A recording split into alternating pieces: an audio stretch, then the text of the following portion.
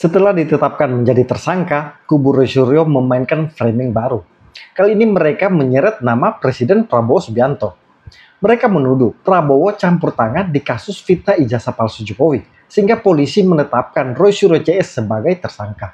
Tapi ini memang sudah bisa ditebak. Kubu Roy Suryo akan memframing apa saja demi membela diri. Kalau polisi menguntungkan mereka, akan dipuji setinggi langit. Tapi ketika mereka dirugikan, maka framing dibangun. Polisi tidak netral lah.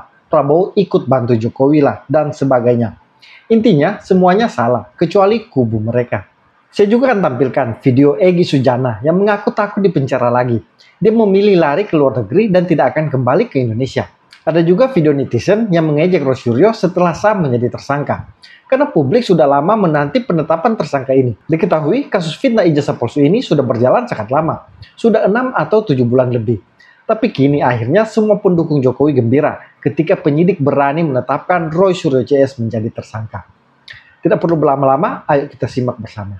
Pertama, akun TikTok Adi Purba mengejek Roy Suryo yang menjadi tersangka. Roy Suryo! Tersangka kok sekarang ya? Gimana kabarmu respon sama Tifa itu? Ada 3 orang yang kami tetapkan sebagai tersangka, antara lain atas nama RS, RHS, dan TT. Status TSK itu masih harus kita hormati dan saya senyum saja.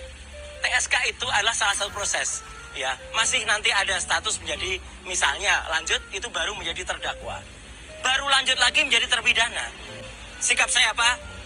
Saya senyum, saya menyerahkan ke kuasa hukum, saya tetap mengajak untuk semua yang ke-7 orang lain, ke-8 orang untuk tetap tegar.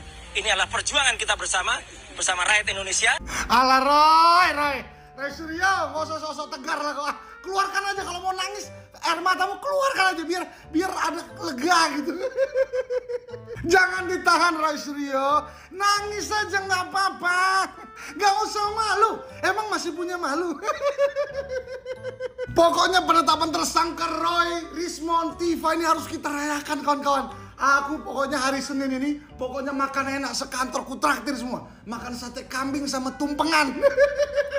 Tapi lucunya masih ada aja pendukung Roy Suryo yang masih berusaha nyinyir gitu. Dia bilang parah nih Pak Jokowi memakai kekuasaannya untuk menggolkan Roy Suryo CS. Jaka sembung bawa golong gak nyambung gop.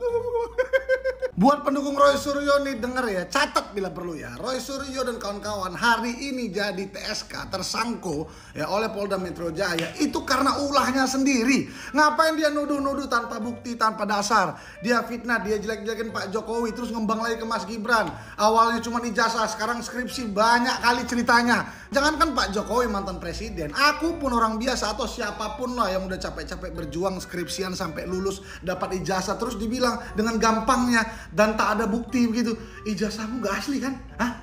Terus di viral-viralkan begitu, diejek-ejek begitu, siapa yang suka? Jadi wajar kalau Pak Jokowi nuntut doi itu sampai sekarang tersangkut. Pokoknya buat Roy Suryo, Rismon, Tifa tetap makan enak ya, jangan terlalu gelisah loh, nanti nggak bisa makan, muntah pula. Ya kan, minum juga harus banyak ya, santai aja, relax, jalani aja, tenang, gol pula. Pokoknya harus makan enak ya, jangan sampai nggak makan loh, nanti atit repot. Adri Purba ini salah satu perwakilan netizen yang sangat gembira dengan penetapan Roy Suryo CS menjadi tersangka. Pengacara ini memang sering membuat konten sindiran kocak kepada Roy Suryo CS. Saya setuju soal Roy Suryo, sok tenang dan mengaku senyum ketika mendengar dia menjadi tersangka. Tapi ekspresinya tidak senyum, malah dingin dan kelihatan tertekan. Kedua, Roy Suryo memframing dirinya dikriminalisasi, tapi diskakmat Andi Aswan dan Prof. Hipnu Nugroho. Oh nih Bang Andi, masih terus melawan kubunya ya, Mas kalau Roy. Tidak ada perlawanan itu bukan Roy Suryo. Itu ciri-ciri khas beliau ya. Kita hargailah apa yang dilakukan oleh Mas Roy Suryo itu udah hak konstitusi beliau. Dengan keyakinan kita itu terhadap apa yang dikatakan oleh semua institusi negara termasuk penerbit ijazah itu adalah UGM mengatakan itu sudah final, itu artinya ijazahnya beliau asli dan beliau hadir berkuliah karena banyak sekali mungkin lebih dari 100 barang bukti ketika beliau baru masuk sampai beliau selesai dalam studinya dan di wisuda, ya kemungkinan tidak ada satu barang aja yaitu karcis bisnya waktu dia kuliah. Oke, Dan barang buktinya nggak cocok semua. Katanya sarjana, barang buktinya sarjana muda.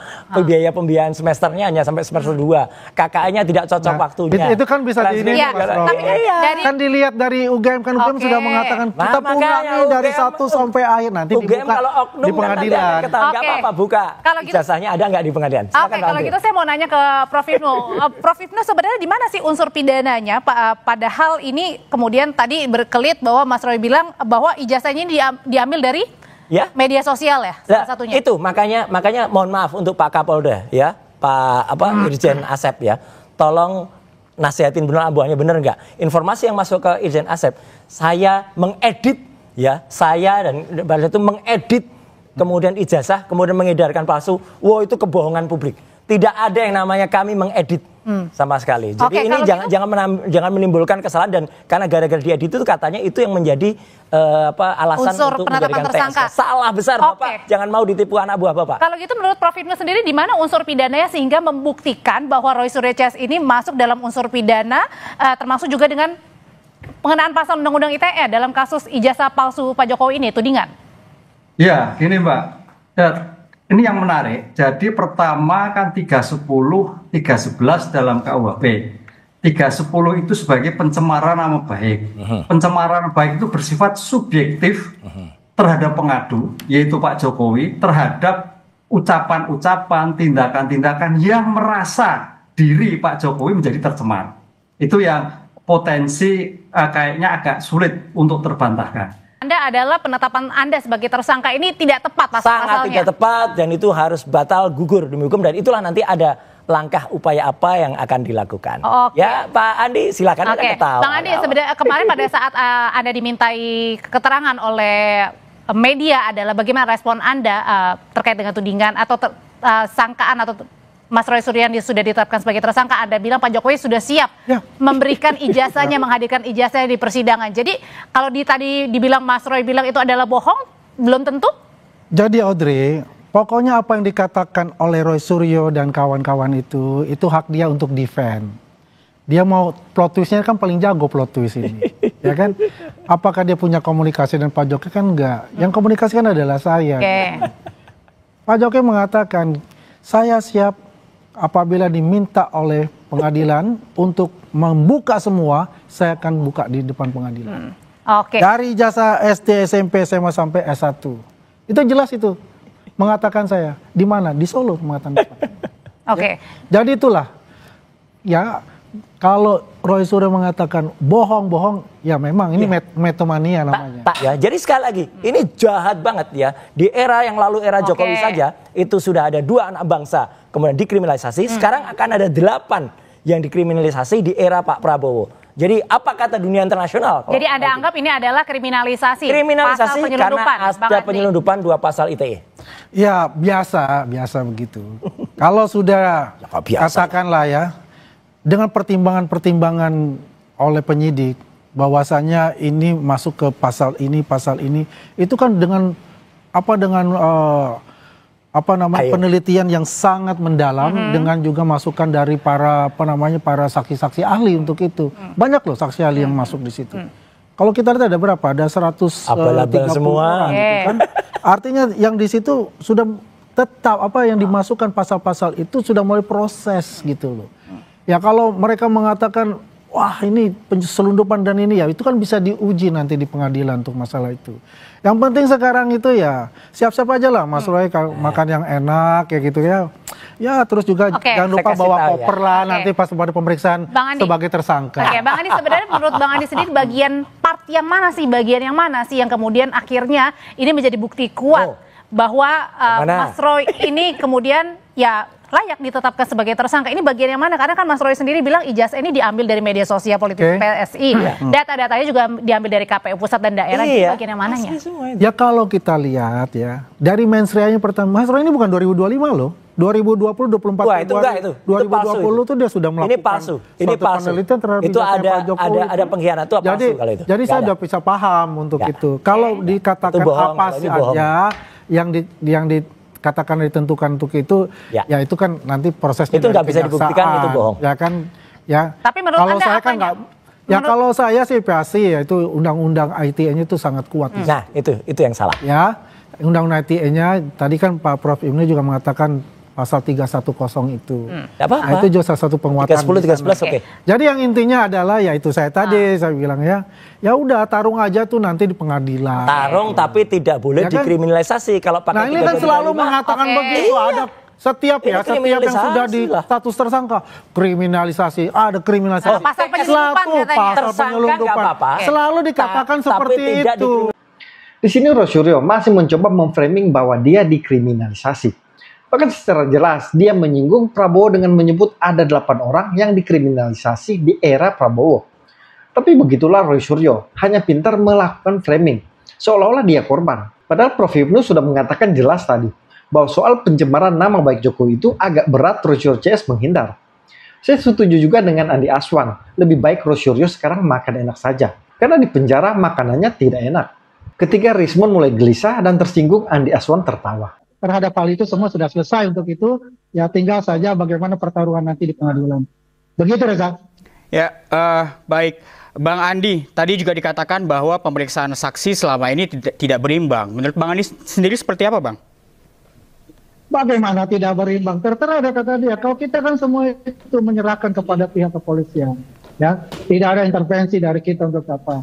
Dan semuanya ini kan bukan hanya dari satu saksi dari katakanlah dari Pak Jokowi sendiri. Ini banyak pihak dan banyak pihak yang juga tidak terlibat dalam hal itu gitu. Karena ada saksi-saksi ahli di dalamnya. Yang jelas apa yang dilakukan itu ya, kalau pihak-pihak yang berperkara ya biasa untuk membela diri masing-masing. Tapi intinya adalah ini sudah selesai dalam tahap penyidikan ini. Sudah ada tersangkanya. Tinggal masuk ke tahap berikutnya. Dia mempunyai kesempatan untuk melakukan pra-peradilan. Monggo kerso kalau melakukan pra-peradilan itu. Yang jelas nanti kalau ditolak jangan macam-macam lagi, menyalahkan lagi pihak kehakiman, menyalahkan lagi pihak jasa. Hadapilah dengan jantan, bukan hanya cuap-cuap aja. Begitu, Reza. Baik, Bang Rismon, tanggapannya Bang? Ya, ini kok kembali yang lama saja belum diselesaikan kok begitu ya. Ada bantahan Pak Kasmujo, bahkan bukti yang ditampilkan di Urtipidum transkrip nilainya tulisan tangan, dan kami dapat bukti itu diketik manual gitu loh. Dan ada otoritas penanda tangannya di transkrip nilai tersebut. Ada pembantu dekan, ada stempel basah, tetapi apa yang ditampilkan oleh Urtipidum? Itu kan transkrip nilai kosong. Ya, dengan tulisan masih sementara atau bagaimana atau dibuat-buat ya kan, itu masih tulisan tangan, belum juga dan lain-lain, skripsi yang tidak ada lembar pengesahan pengujinya, ini kan untuk mendapatkan ijazah ini kan perlu proses yang panjang. Nah di tengah jalan ini kan kami dapatkan bukti-bukti gitu loh, bahkan yaitu saking banyaknya bukti-bukti di tengah jalan itu ya dalam proses pembelajaran di UGM itu, maka sampai detik ini kami simpulkan bahwa setingkat Kapolda pun tidak berani menampilkan ijazah mana sih yang dikatakan asli itu. Kalau benar sudah seyakin-yakinnya, kenapa sampai per hari ini itu tidak ditampilkan kepada publik gitu. Publik kan mengetahui ijazah mantan presiden 2 periode, pejabat publik 2 periode 10 tahun. Kenapa sih susah banget gitu loh. Ya, sampai penetapan tersangka pun hal itu tidak dilakukan ya. Jadi ya pasti publik masih bertanya-tanya sampai saat ini apakah prosedur hukum atau prosedur penyidikan itu dilakukan sesuai dengan kebenaran yang sesungguhnya ya, karena banyak kebenaran rekayasa ya, saya sering mendapati seperti itu. Jadi oke, ya kalau itu kesimpulannya ya silahkan maju gitu ke Kapolda, tetapi kan sebagai orang yang ditersangkakan ya kami punya hak untuk membela diri gitu loh ya, jangan ketawa itu Mas Andi Aswan ya kan. Rismon ini memang kelihatan ketakutan dan gelisah, sampai Andi Aswan tertawa saja dipersoalkan. Sementara temannya Roy Suryo yang sering tertawa tidak jelas dalam setiap diskusi. Tapi ini kelihatan secara psikologis Rismon ini tertekan dengan penetapan tersangka. Di dalam hati mereka ketakutan karena jeruji penjara semakin dekat dan nyata. Keempat, Michael Sinaga yakin ribuan rakyat akan datang ke pengadilan mendukung Roy Suryo CS. Saya yakin ribuan rakyat akan datang ke pengadilan menonton itu. Kalau nggak puluhan ribu, mungkin ratusan ribu. Oh iya, tunggu. Joko Widodo itu harus datang ke pengadilan. Karena dia pelapor. Dia kan pelapor. Ini salah satu bukti penghasutan dari Michael Sinaga, tapi sekaligus omong kosong. Karena pendukung Roy Suryo CS itu tidak seberapa. Tapi di depan kamera, mereka selalu mengklaim didukung semua rakyat Indonesia. Selalu menjual nama rakyat. Padahal faktanya pendukung mereka hanya simpatisan ex-HTI dan FPI, plus yang kecewa kalah Pilpres. Kelima, Gus Nur sindir Prabowo karena Roy Suryo CS menjadi tersangka. Assalamualaikum warahmatullahi wabarakatuh.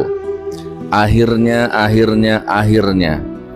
Roy Suryo, Mas Roy Suryo, Ibu Dr. Tifa, Bang Rismon, ya, dan lain-lain akhirnya ditetapkan juga menjadi tersangka.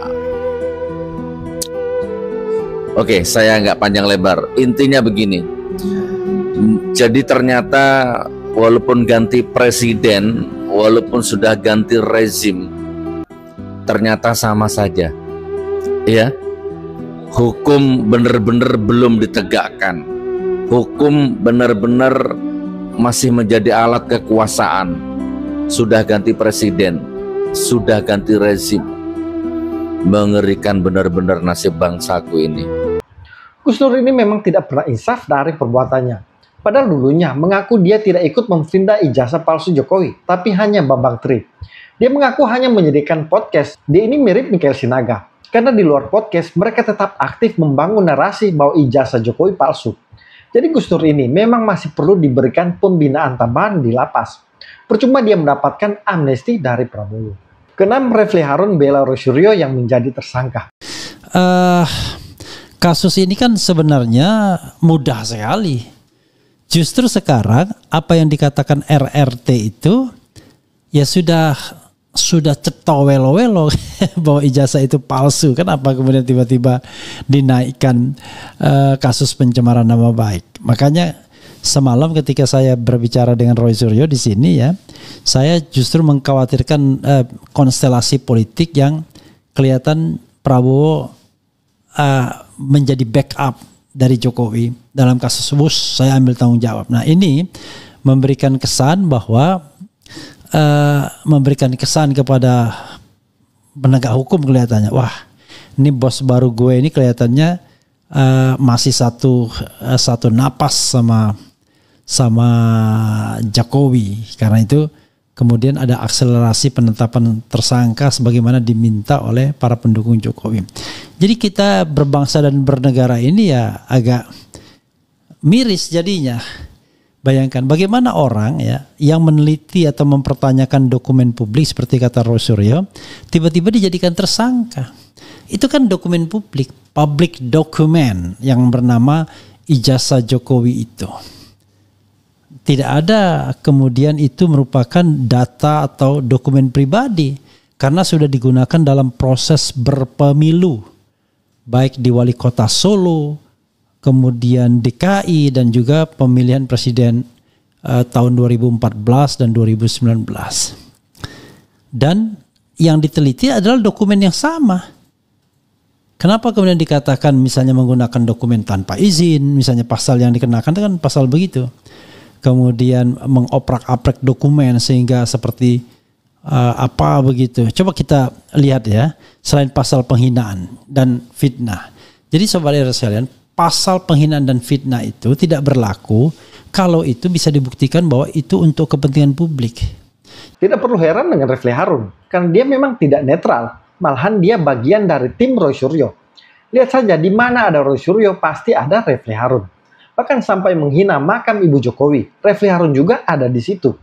Jadi sebagai teman, memang sudah jadi kewajiban Refli Harun untuk membela Roy Suryo CS. Narasinya juga sama, memframing ijazah Jokowi itu adalah dokumen publik. Padahal itu jelas-jelas keliru. Itu dokumen pribadi. Ijazah Jokowi memang dipakai untuk pilkada dan pilpres, tapi tidak menjadi dokumen publik. Itu tetap milik pribadi. Dokumen legalisir yang ada di KPU itu yang menjadi dokumen publik, bukan ijazah asli yang dipegang Jokowi. Tapi aneh, seorang pakar hukum saja tidak paham soal ini. Ketujuh, Ahmad Kosinudin serang penyidik karena Roy Suryo CS jadi tersangka. Penetapan tersangka ini adalah sesuatu yang prosesnya mengesampingkan prosedur dan substansi dalam menetapkan tersangka. Saya kutip ya. Maksudnya gimana, Pak? Ya, bismillahirrahmanirrahim. Jadi saya justru menegaskan bahwa saya tidak menghormati ya penetapan status tersangka yang dilakukan oleh penyidik Polda Metro Jaya. Kenapa demikian? Karena Polda juga tidak menghormati asas dan prosedur dalam proses penetapan tersangka. Ada dua hal yang saya kritisi. Yang pertama terkait prosedur atau prosesnya, yang kedua terkait substansinya. Sama juga, Ahmad Kosinudin ini kan pengacara Roy Suryo CS. Jadi memang harus dia membela mati-matian, walaupun kliennya jelas-jelas salah. 8, Egy Sujana takut balik ke Indonesia. Walaupun saya nggak ada di Indonesia, kan ada wakilnya aja lah.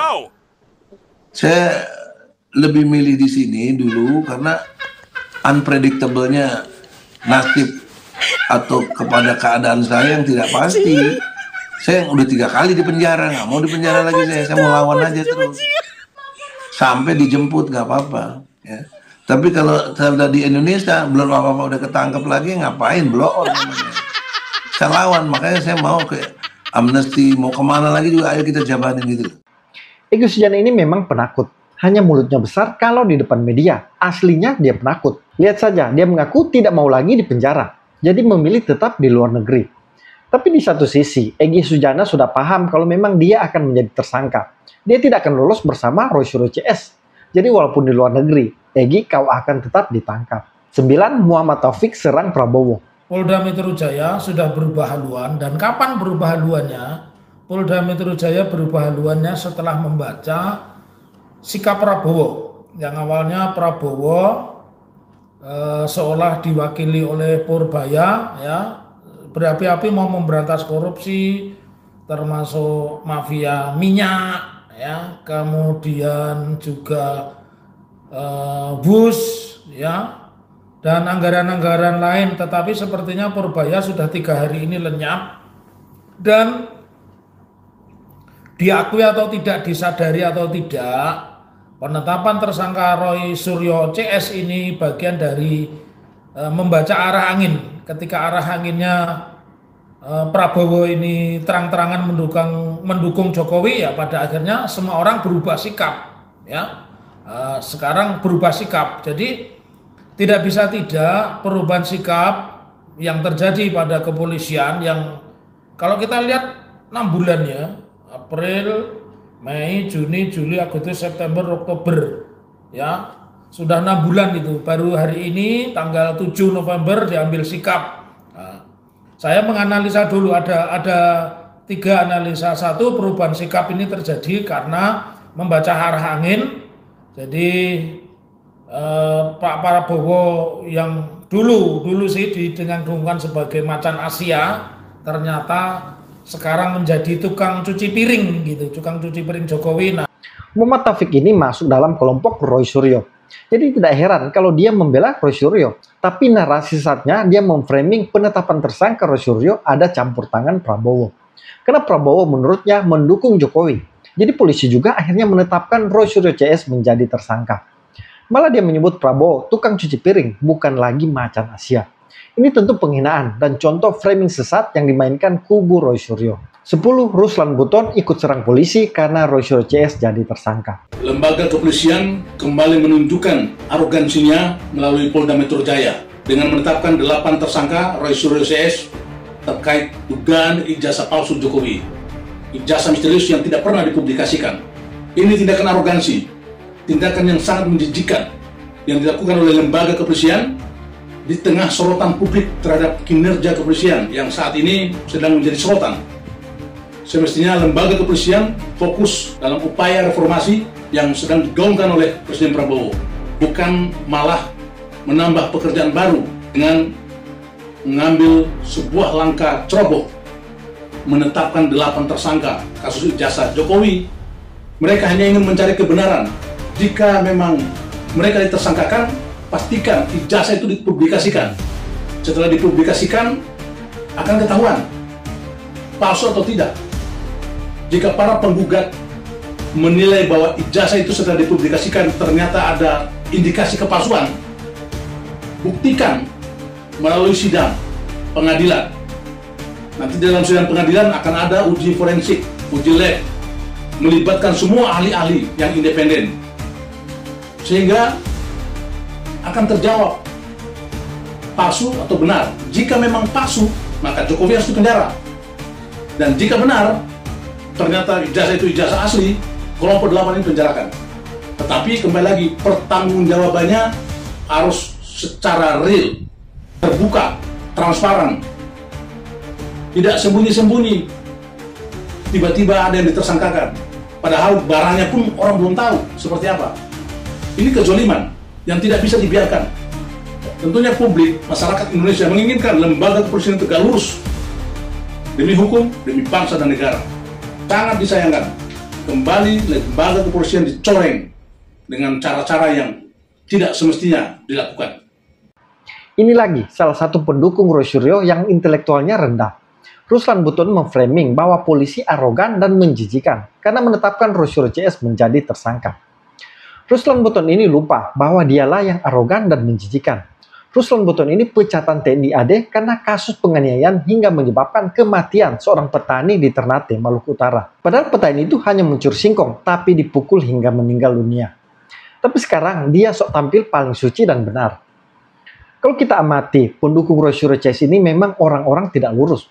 Bahkan banyak kasus gelap di belakangnya. Tapi sekarang sok tampil suci dan seperti pahlawan. Mereka ini motifnya hanya dendam kepada Jokowi.